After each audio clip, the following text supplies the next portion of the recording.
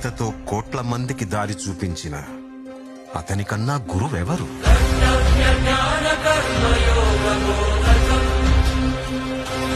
రక్షణ కోసం సముద్రం మధ్యలో ద్వారకా నగరాన్ని కట్టిన అతనికన్నా గొప్ప ఆర్కిటెక్ట్ ఎవరు?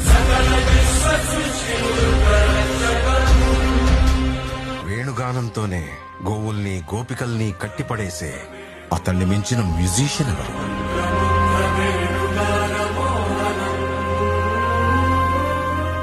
హోమయాగాలతో వర్షం తెప్పించిన అతనికన్నా ప్రకృతిని అర్థం చేసుకున్న క్లైమటాలజిస్ట్ ఎవరు? అన్కంట్రోలబుల్ ఆర్పిఎం తో తిరిగే సుదర్శన చక్రాన్ని కంట్రోల్ చేసే అతనికి మించిన కైనెటిక్ ఇంజనీర్ ఎవరు?